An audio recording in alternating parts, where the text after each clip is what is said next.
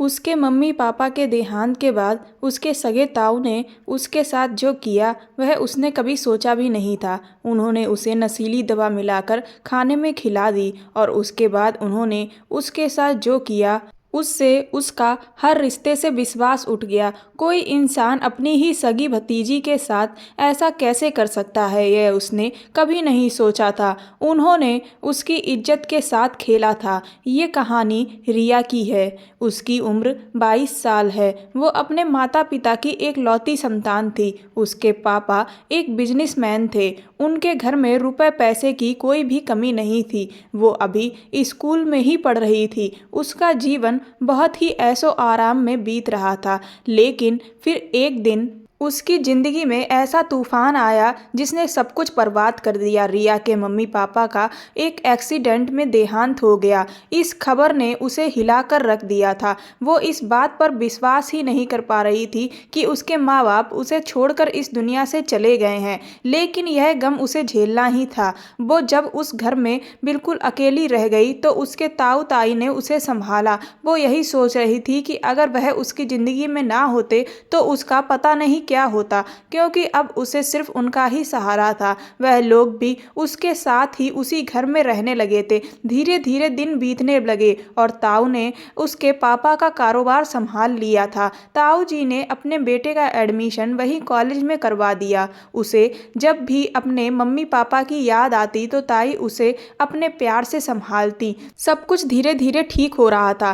फिर एक दिन उसके ताऊ जी उसके पास आए और उससे बोले, रिया बेटा, तुम्हारे पापा ने तुम्हारे नाम पर कुछ शेयर खरीद रखे थे जिनको आगे और इन्वेस्ट करने के लिए हमें तुम्हारे साइन चाहिए। उसने उनसे कहा, ताऊ जी मुझे कहाँ साइन करने हैं, आप मुझे बता दीजिए। ताऊ ने उसे जहाँ भी सिग्नेचर करने को कहा उसने कर दिया, जो उसकी सबसे बड़ी भूल थी। उस दिन के बाद से घर का माहौल बिल्कुल बदल गया। उस घर में हर कोई उसे दुश्मन की नज़र से देखने लगा। धीरे धीरे सबका रवैया उसके साथ बद से बदतर होता जा रहा था। उन लोगों ने उसे खाना तक देना बंद कर दिया था, जबकि असल में रिया अपने ही माँ बाप के घर में रह रही थी।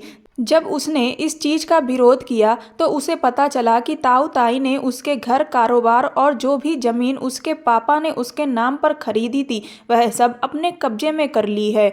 उन्होंने उस दिन उससे धोखे से सिग्नेचर करवाकर सब कुछ अपने नाम करवा लिया है और इसीलिए अब उसकी वैल्यू उनकी नज़र में बिल्कुल ख़त्म हो चुकी थी। वह अब तक उसका ख्याल इसीलिए रख रहे थे ताकि उसका विश्वास जीतकर उससे धोखे से सिग्नेचर करवा कर उसकी पूरी दौलत पर कब्जा कर सकें। उसके ताऊ ताई अब उसे नौकर की तरह इस घर का पूरा काम करवाते और इसके बावजूद भी उसे भरपेट खाने की जगह सिर्फ और सिर्फ मार देते।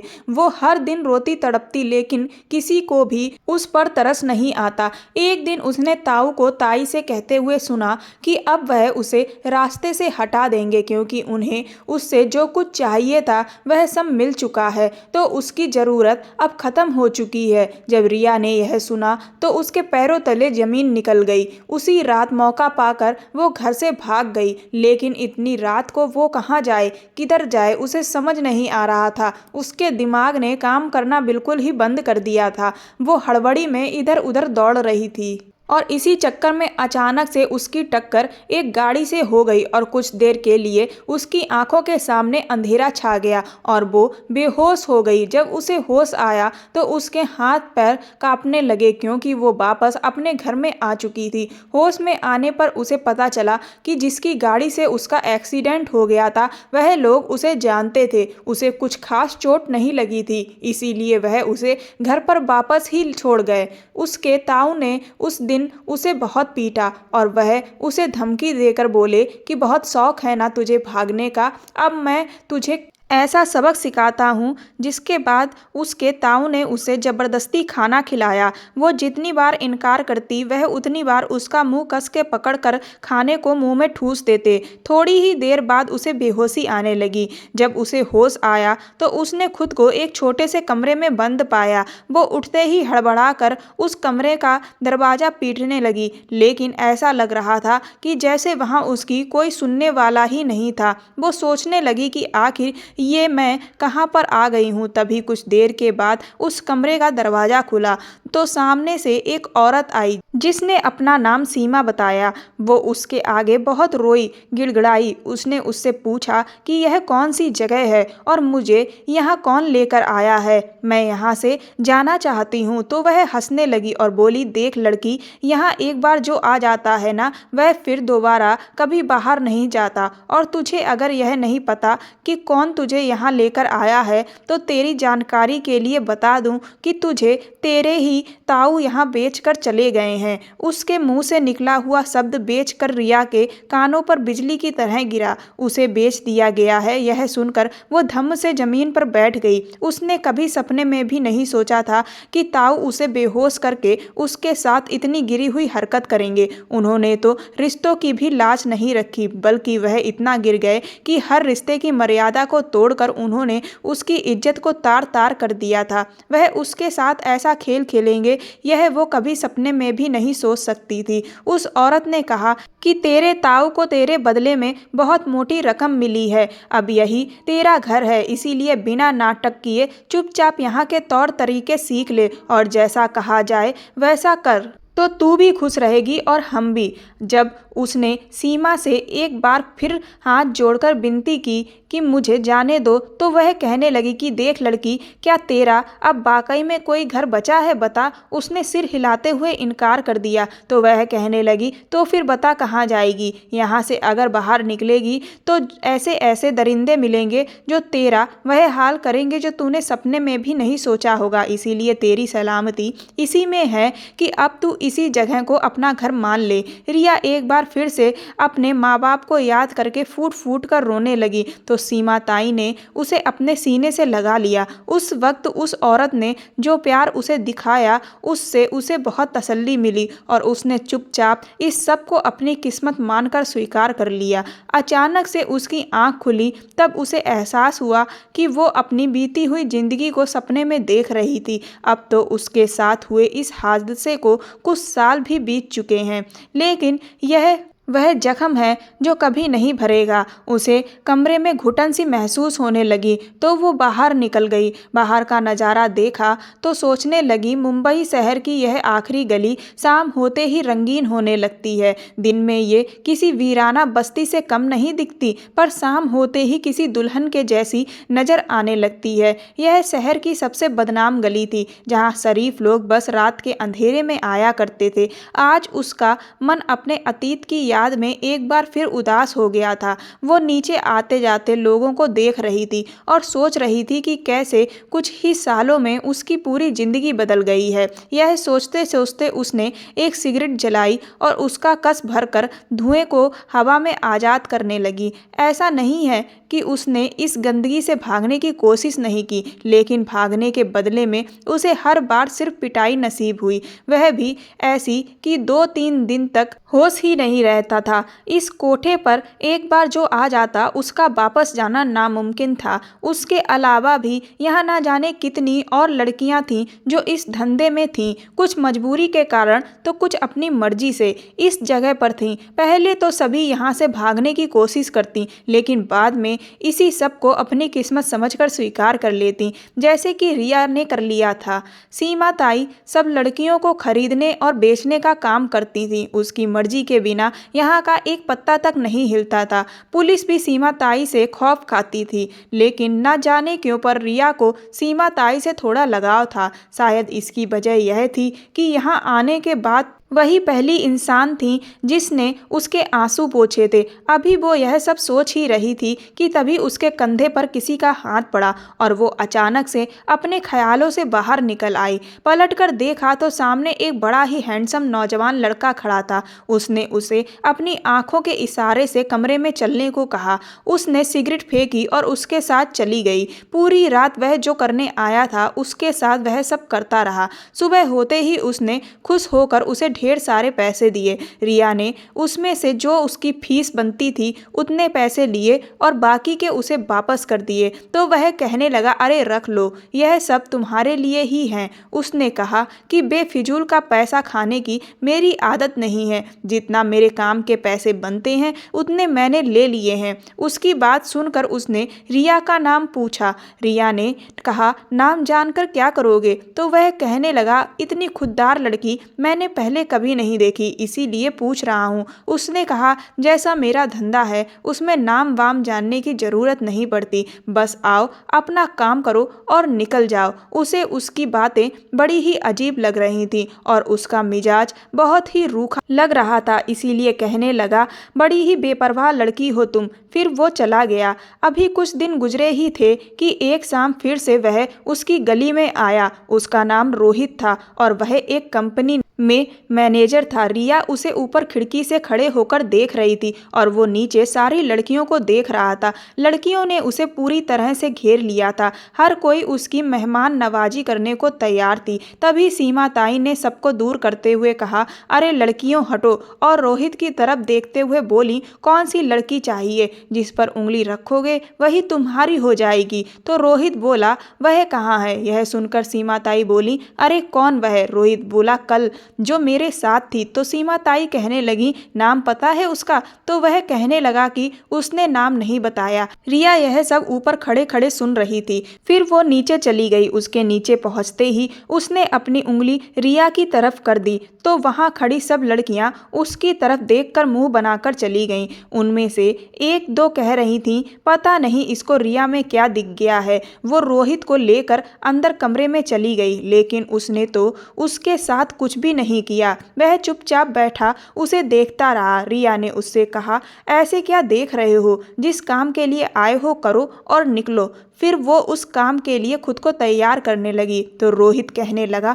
तुम इतनी खूबसूरत हो कि तुम्हारे लिए कोई भी अपनी जान दे दे, लेकिन फिर तुम इस दलदल में आखिर किस लिए हो? उसने उसकी तरफ देखते हुए कहा, मैं तुम्हारे किसी भी सवाल का जवाब देना जरूरी नहीं समझती, मेरा काम नुमाइश करना है। तो इस पर वह बोला, लेकिन आज मैं तुमसे खेलने के लिए नहीं आया हूँ। सच बताऊँ तो मैं खुद नहीं जानता कि मैं यहाँ क्यों आया हूँ। मैं अपने आप तुम्हारे पास खींचा चला आया।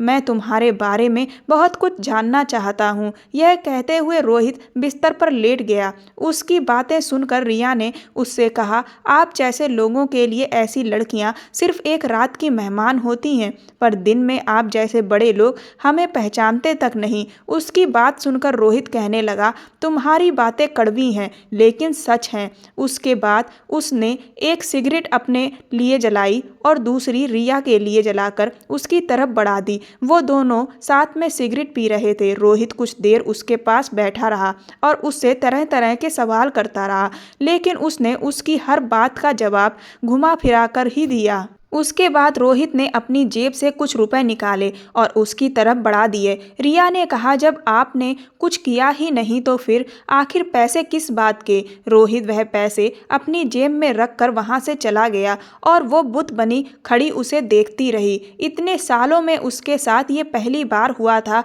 कि कोई ग्राहक बिना उसे नोचे को घसोटे वहाँ से वापस चला गया, वरना हर रात तो उसका सामना ऐसे ऐसे लोगों से होता है कि उनका रवैया कभी कभी उसे अंदर तक डरा कर रख देता, तो कभी कभी उनकी ऐसी डिमांड होती है कि जिन्हें पूरी कर पाना उसके लिए बहुत मुश्किल होता है, लेकिन उसके बदले में वह उसे ज़्यादा पैसे देते हैं, जिसकी खातिर उनकी हर बात माननी पड़ती है। वो सोच में डूबी हुई थी कि तभी उसकी सहेली वहाँ आ गई। क्या बात है, आजकल तो मैडम छाई हुई हैं गली में। उसने बिस्तर पर गिरते हुए कहा, कोई बात नहीं है, रोज का कस्टमर है, आ गया। उसकी सहेली उसके पास बैठते हुए बोली, वैसे तेरा यह वाला कस्टमर है बड़ा मस्त। कोठे की सारी लड़कियां तैयार हैं उसके साथ जाने को, पर एक वह है कि उसे तुझसे फुर्सत ही नहीं मिलती। उसने मुंह बनाते हुए कहा। तो रिया ने कहा, अरे अरे, मुंह क्यों बनाती है मेरी जान?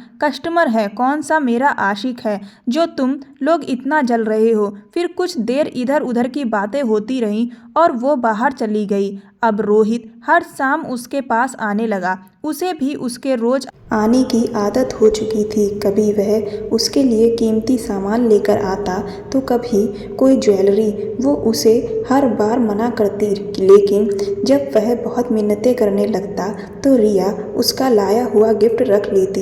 एक शाम जब रोहित कोठे पर आया होगा तो उसे रिया कहीं नहीं दिखी। उसने सीमा ताई से पूछा तो उन्होंने बता दिया कि रिया दूसरे कस्टमर के साथ है, आज किसी और लड़की से काम चला लो। ये सुन रोहित को धक्का सा लगा। वह वहाँ से चला गया। कुछ हफ्ते गुजरने के बाद रोहित को रिया से मिलने का मौका मिल ही गया। उसने उसे देखा तो बड़ा खुश हो गया। कमरे में आते ही उसने कहा, बड़े दिनों बाद याद आई हमारी। तो रोहित ने कहा कि सीमा ताई ने बताया कि तुम बहुत व्यस्त रहती हो। इस पर रिया ने कहा, हाँ, वह बाहर से ताई के कुछ खास मेहमान आए हुए थे, उन्हीं की खिदमत में लगी थी। यह सुनकर वो कहने लगा, तुम यह सब छोड़ क्यों नहीं देती रिया? उसने कहा, क्या सब रोहित? तो बोला, गैर मर्द के साथ रात बिताना। उसने कहा, तो तुम क्या हो? तुम भी तो एक गैर मर्द ही हो।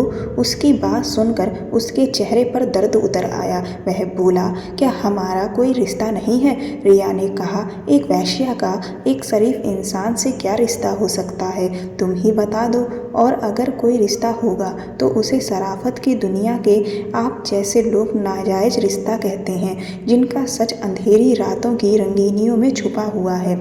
उसकी दर्द भरी आवाज़ में बात सुनते हुए वो बोला, मुझे अच्छा नहीं लगता जब कोई और तुम्हें छूता है, तुम्हारे पास आता है। रिया ने कहा, क्यों? तुम्हें क्यों ऐतराज है? तुम भी तो यही सब करते हो और यही मेरा पेशा है। तो वो गुस्से से झल्ला कर बोल पड़ा, क्योंकि मैं तुमसे प्यार करने लगा हूँ, तुम्हें चाहने लगा हूँ, तुम्हारे बिना नहीं रह सकता। अब जब कोई तुम्हें छूता है तो मेरे तन बदन में आग लग जाती है, नहीं बर्दाश्त कर सकता मैं तुम्हें अब किसी और के साथ। मेरा तुम्हारे बिना बुरा हाल है, मैं तुम्हारे बारे में ही सोचता रहता हूँ। तुम्हारा रूप, तुम्हारी अदाएं मेरी आंखों के सामने नाचती रहती हैं। रिया उसकी बातें सुनकर शून्य सी पड़ गई। रोहित उसके दोनों हाथ अपने हाथों में लेकर कहने लगा, हाँ रिया, मैं प्यार करता हूँ तुमसे और शादी भी करना चाहता हूँ। इस दलदल से बाहर निकालना चाहता हूँ तुम्हें, ताकि कहीं दूर जाकर एक नई दुनिया बसा सकूँ। मैं नहीं जानता कि तुम्हारे दिल में क्या है, मैं तुम्हें यहाँ से ले जाना चाहता हूँ। रिया बस चुपचाप रोहित की बातें सुनती रही और उसके गले लग गई। फिर एक दूसरे को जानते पहचानते सुबह हो गई। फिर रोहित अपना ध्यान रखना कहकर चला गया। उसके व्यवहार में अब धीरे धीरे परिवर्तन आने लगता है। रिया का अब किसी भी ग्राहक के साथ रात बिताने का बिल्कुल भी दिल नहीं करता। इसीलिए वो कभी पेट दर्द का बहाना बना देती तो कभी किसी और चीज़ का। इस बात से नाराज होकर ग्राहक झगड़ा करने लगता और उसे भला बुरा सुनाकर चला जाता। कुछ तो ऐसे थे जिन्होंने अब आना ही बंद कर दिया था। सीमा ताई का धंधा धीरे धीरे मंदा होने लगा तो एक दिन उन्होंने उसे अकेले में बुलाया और उससे बोली, क्या बात है रिया, आजकल ग्राहक तुमसे खुश नहीं रहते, आखिर तेरे दिमाग में चल क्या रहा है? वो कुछ बोल नहीं पाई। उसने सिर्फ इतना कहा कि अब वो यहाँ काम नहीं कर सकती। यह सब करने का उसका बिल्कुल भी दिल नहीं करता। उसकी बात सुनकर सीमा ताई बोली, हाँ, मैं जानती हूँ कि तेरा मन अब क्यों नहीं लगता, क्योंकि तेरा मन तो अब उस लड़के में जो लगा है। उनकी बात सुनकर रिया हैरान रह गई। सीमा ताई बोली, देखूं तो तेरी सूरत, लगता है मोहब्बत हो गई है तुझे। सीमा ताई ने फिर उसे अपने पास बिठाया और उससे बोली, देख, हमारे धंधे में यह सब नहीं चलता, समझी? उसने ताई के घुटनों पर सर रखते हुए कहा, वह भी मुझसे प्यार करता है और शादी करना चाहता है। मुझे इतने सालों में कभी भी ऐसा एहसास नहीं हुआ, पता नहीं क्यों, पर उसकी हर बात पर भरोसा करने को दिल करता है। वह इतना खूबसूरत है कि मुझे उसके सिवा कुछ अच्छा ही नहीं लगता। ताई इस पर बोली कि हर खूबसूरत चीज़ धोखा देती है और तू उसके प्यार में कमज़ोर पड़ चुकी है, इसीलिए ऐसी बड़ी बड़ी बातें कर रही है। देख, अभी भी वक्त है, रोक ले खुद को। रिया ने ताई से कहा कि अब मैंने उसे तन मन से अपना मान लिया है और मुझे पूरा यकीन है कि वो मुझे कभी धोखा नहीं देगा। ताई, मैंने अब तक आपकी हर बात मानी है, बस आप मेरी एक छोटी सी बात मान लीजिए, मुझे उससे शादी कर लेने दीजिए। उसने अपनी आंखों में आंसू भरकर ताई से गुहार लगाई तो ताई कहने लगी, मैं तेरी खुशियों के आगे आना नहीं चाहती, लेकिन तू जिस रास्ते पर जा रही है वहाँ सिर्फ और सिर्फ अंधेरा ही है, एक ऐसा अंधेरा जो तुम्हारी पहचान खत्म कर देगा। रिया ने कहा, वह हमेशा मेरा साथ देगा और इस वक्त मैं उसके प्यार में डूबी हुई हूँ और प्यार में तो ऐसा ही होता है और अब मेरे कदम पीछे नहीं हटेंगे। उसकी बात सुनकर ताई ने कहा, अगर तूने यह फैसला कर ही लिया है तो ठीक है, अब यहाँ के दरवाजे तेरे लिए हमेशा के लिए बंद। इतना कहकर ताई वहाँ से चली गई। शाम को जब रोहित रिया के पास आया तो उसने उसे बताया कि सीमा ताई ने उसे यहाँ से जाने की इजाज़त दे दी है। उसने खुशी से रिया को गले लगा लिया और बोला कि लगता है अब हमारी झोली खुशियों से भर जाएगी। मुझे विदेश में एक अच्छी कंपनी में नौकरी मिल गई है, अब हम वहीं चलकर शादी करेंगे क्योंकि मुझे तीसरे दिन ज्वाइन करना है। उसकी यह बात सुनकर रिया खुशी से फूली नहीं समा रही थी। उसने कभी नहीं सोचा था कि उसकी ज़िंदगी में छाया हुआ अंधेरा एक बार फिर से हट जाएगा। रोहित उसे पानी वाले जहाज से लेकर जा रहा था। एक दिन के बाद ही वो एक नए देश में थी। कहाँ वो आज तक एक कमरे में बंद रही और कहाँ आज वो दूसरे देश को देख रही थी। उसके बाद वो लोग एक होटल में पहुंचे। सब कुछ किसी सपने के जैसा लग रहा था। उन्होंने रात का खाना खाया और आराम से लेटकर सो गई। सुबह जब वो उठी तो उसे बहुत तेज म्यूजिक की आवाज़ आ रही थी और ऐसा लग रहा था कि जैसे बहुत ज़्यादा कहीं शोर शराबा हो रहा है। उसका सर भी बहुत भारी हो रहा था। जब वो पूरी तरह से उठकर बैठी तो खुद को जिस हालात में देखा उसके होश ही उड़ गए। उसके बदन पर एक भी कपड़ा नहीं था, सिर्फ एक चादर पड़ी हुई थी। यह देख उसे कुछ भी समझ नहीं आया। फिर उसने देखा कि जब वो सोई थी तब वो किसी दूसरे कमरे में थी, लेकिन अब वो किसी दूसरी जगह पर है। उसे तो कुछ समझ नहीं आ रहा था, बस इतना एहसास हो गया था कि किसी ने उसके साथ वह सब किया है जिससे वो बच कर आई थी। और रोहित कहाँ था, वह उसे छोड़कर कहाँ चला गया। उसने तुरंत ही अपने कपड़े पहने और जब खड़े होकर देखा तो कमरे की खिड़की से नीचे उसे बहुत सारे लोग नाचते हुए दिख रहे थे। कई लड़कियां पोल डांस कर रही थीं और खंभों पर छोटे छोटे कपड़े पहनकर झूम रही थीं। वो इस जगह पर कैसे आ गई और उसे यहाँ कौन लेकर आया, कुछ समझ नहीं आ रहा था। तभी रोहित 5 आदमियों के साथ अंदर घुसा।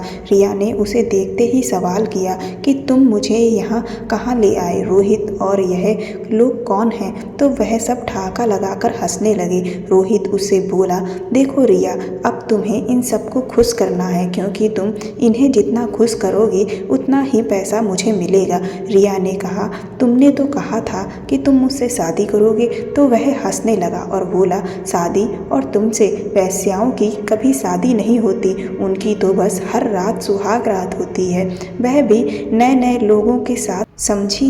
इसके बाद रोहित कमरे से बाहर चला गया और उन 5 ने दरवाज़ा बंद करके उसके साथ बहस सब करना शुरू कर दिया। रिया रोती रही, चीखती चिल्लाती रही, पर उसकी चीखें सुनने वाला कोई नहीं था। वो 5 भूखे भेड़िए की तरह उस पर टूट पड़े थे। उसके जिस्म के साथ उसका भरोसा भी नोचा जा चुका था। रिया बेबस हो चुकी थी, जिंदा लाश की तरह वह बिस्तर पर पड़ी आंसू बहा रही थी। उसके बाद रोहित कमरे में आया तो वो आदमी कहने लगे कि यार मज़ा आ गया, ऐसी बला की खूबसूरत मैंने पहली बार देखी। सच में जो मज़ा देसी में है वह विदेशी में कहाँ? रोहित कहने लगा, इसीलिए तो मैं इसे यहाँ लेकर आया हूँ, लेकिन इसे यहाँ लाने के लिए मुझे बहुत पापड़ बेलने पड़े, तब जाकर मिली है। अब तो मुझे मोटी रकम मिलनी चाहिए। तो वह कहने लगे कि बिल्कुल, और उन्होंने 2 नोटों की मोटी गड्डियाँ रोहित के हाथों में पकड़ा दी और रोहित से कहा, अब तो तुम लाखों में खेलोगे।